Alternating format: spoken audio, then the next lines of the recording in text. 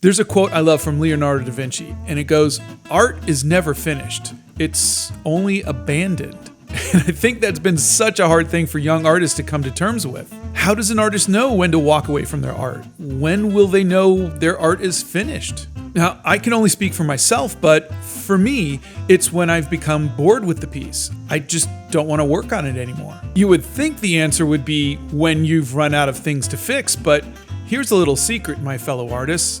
You never run out of things to fix. There's always something you could have done a little better, another little detail to add, something wonky that's just been bothering you that needs to be redone. Always. So I never let that be my guide. I'd never finish a piece. No, for me, it's when my excitement for the piece is gone. That's when I know it's time to move on. I think another thing that helps me move on from a piece is knowing that 90% of my art, for me, is just practice. Like this painting of Severus Snape.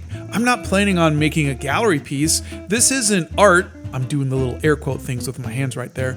It's just practice. So it's easier for me to walk away from something that was never meant to be more than just practice.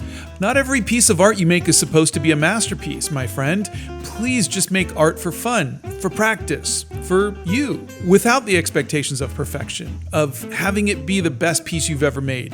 You can make art just for the pleasure of making art. And once you remove that expectation, it's so much easier to just walk away from it when it's no longer fun. But when I think a painting is done, that doesn't necessarily mean it is done. It means I'm bored of it. For example, it's at this point of the painting where I've now spent 90 minutes on this during the live, and I was comfortably done. Not for a finished piece, but for a little demonstration done during a live. It did what it was meant to do, and I'm ready to move on with my life. It's rough, it's loose, and it was fun. I was happy, but I was being asked by a lot of people, are you going to finish it? And that kind of made me think. I knew it wasn't as refined as if I'd wanted to do a nice piece.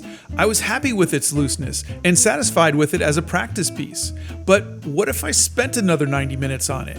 What would I do? Would I make it better or ruin it? Would it lose its spontaneity, or will I like it more than just practice? So I started blending the paint strokes more, smoothing the skin.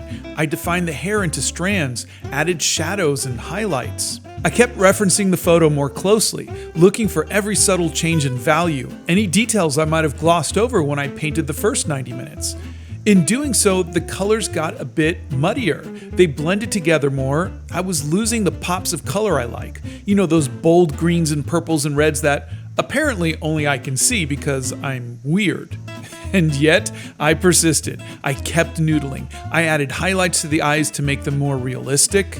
I redid the nose a bit, but through it all, I kept trying to keep it loose somehow. I kept coming back with more pops of color whenever I could, just to try to revive that fun looseness that I had in the first 90 minutes. In the end, did I improve the painting in any way? Yeah, I think I did, but I think I would have rather done a whole other painting in that 90 minutes because it would have been more fun. And that's, for me, when it's time to abandon my art, as Da Vinci says, when it no longer brings me joy. And so, just like my art, I'm gonna abandon this video because, well, I'm bored.